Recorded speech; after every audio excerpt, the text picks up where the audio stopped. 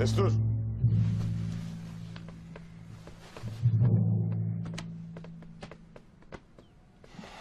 Hazır mısınız? Hazırız beyim. Lakin Gümüştekin peşimize Alplerini takmış. Her hareketimizi gözlerler. Atları Abdurrahman götürdü beyim. Gece de onları atlatacağız. Gereğini yapacağız. Sen merak etmeyesin. Eyvallah. Size güveniyorum. Uyanık olun. Bu işi öğrendiklerinde ilk iş Tuğtekin Alplerini üzerimize salacaktır. Sakın ola karşı koymayın. Sizden isteğim Tuğtekin'in Alpleri geldiğinde onlara boyun eğmenizdir.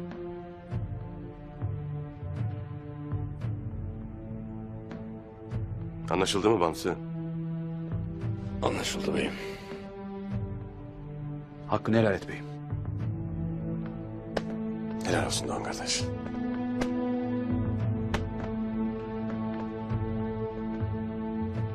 Allah yardımcımız olsun.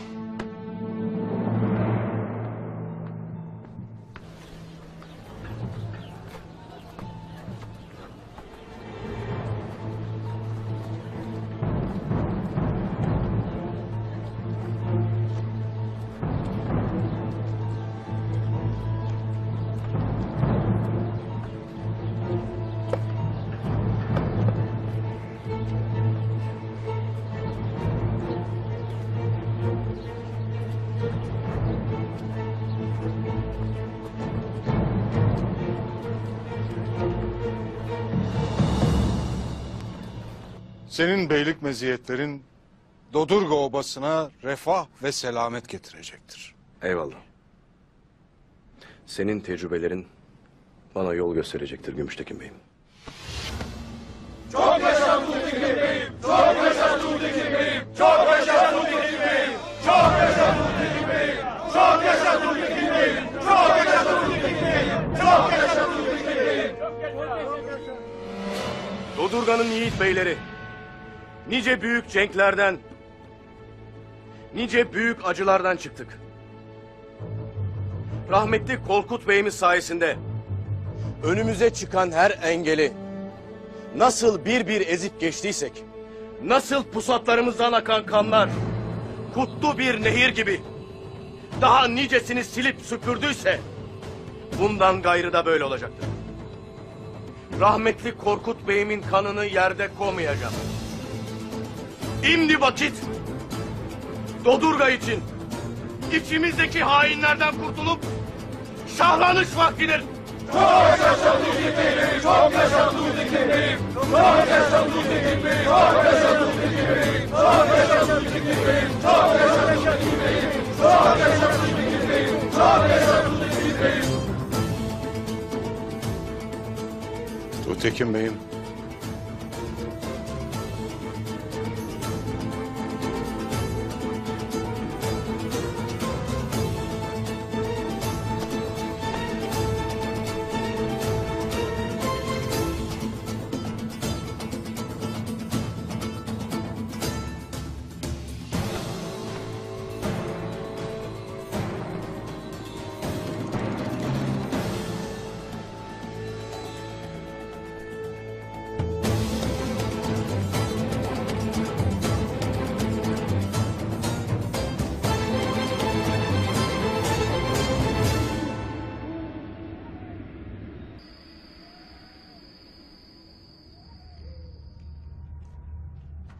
Peygamber Efendimiz'e düzenli olarak gelen vahiy bir müddet kesilir.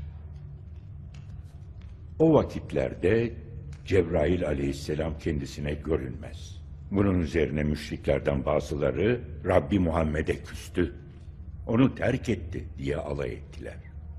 İnsanları Allah'ın dinine davet ettiği günden beri müşriklerin sert tepkileriyle karşılaşan Efendimiz bu defa onların alaylarına muhatap oluyordu. Bu durum iki cihan serverini çok üzüyordu. Onun en büyük yardımcısı şüphesiz Rabbi'ydi. Allah'tan gelen vahiy ona güç ve kuvvet veriyordu. Davet yolunda nasıl hareket edeceğini gösteriyordu.